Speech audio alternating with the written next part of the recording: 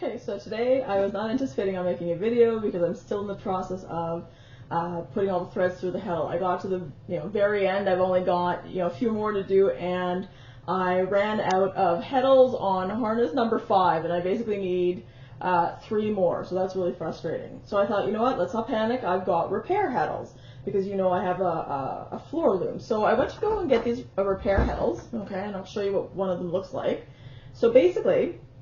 Okay, so one part hooks on the bottom, one part hooks on the top, and then of course the thread goes through this area here.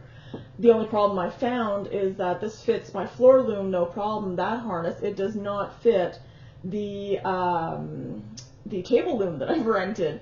It's a little bit too long, and so this starts to get all kind of bent and so forth, and it's not going to work, right? So I did some research online to try and figure out what do I do in this kind of case to make my own repair Heddle.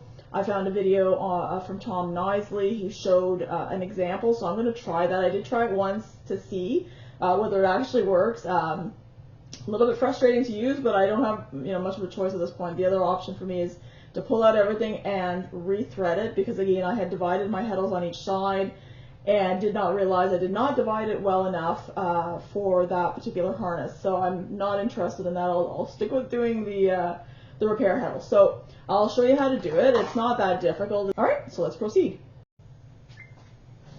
Okay, I've placed the camera behind the loom, so you're seeing me in front basically. Okay, the Heddle that I'm missing 3 of them on harness number 5. So 1, 2, 3, 4, 5. So it's not an easy place to get to, unfortunately. It's a bit of a pain, but that's what we're stuck with.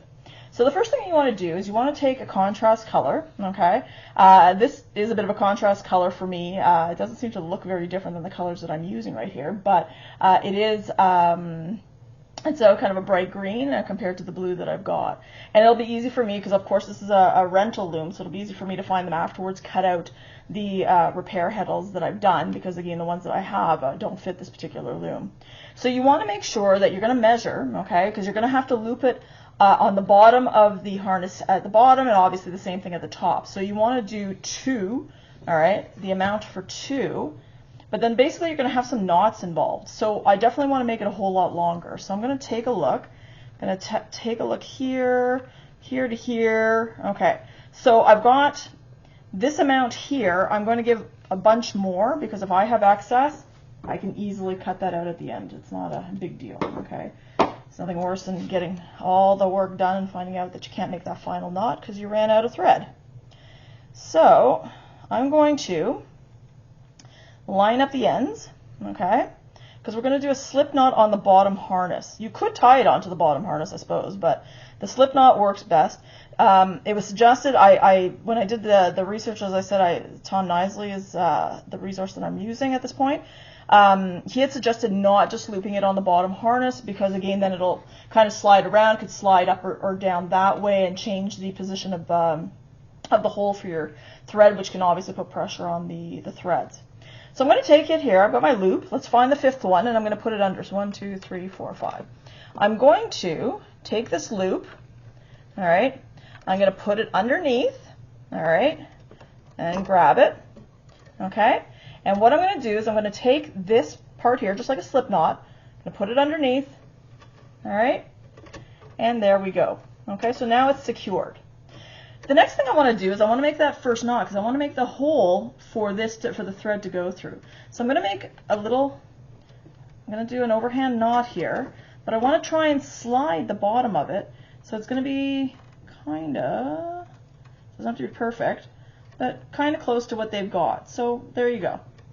Now the next option for me would be to do the top knot if I wanted to, but again, Tom Knisley had suggested that it might be easier to put the thread through. Okay, so I'm going to try his trick because he's got a lot more years of experience than I do. So the next thread for me to put through in my dent is this one right here. I'm just going to put it right through, lay it across, open this up like that. Okay, so it's going through.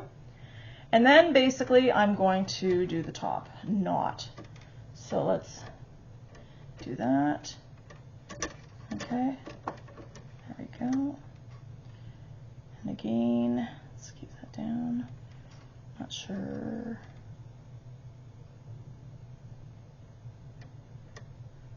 Okay, it looks approximately. Again, it's not going to be perfect.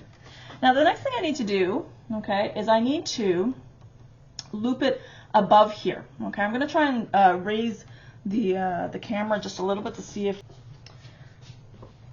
Okay, so now I got to find the fifth one here. Okay, so I got 1, 2, 3, 4, 5. Okay, so I'm going to go by feel here.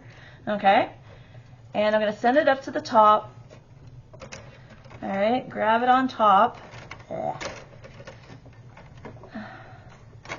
we go. Okay.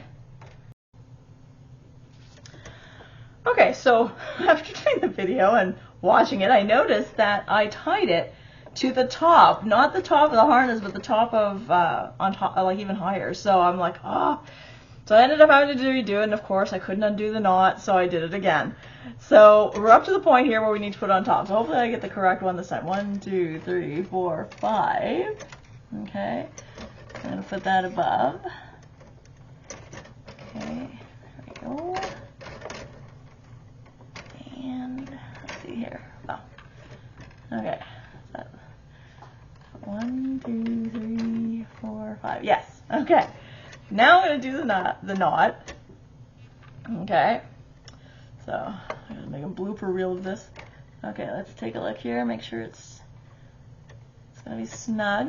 Don't want it to be too overly loose, but I don't want it to be overly tight. Okay, it looks like it's going to do well. And then I'm going to do a second knot just to make sure it does not let go. Okay, I've got a bunch of excess here, so I'm going to cut that off right now. It doesn't interfere.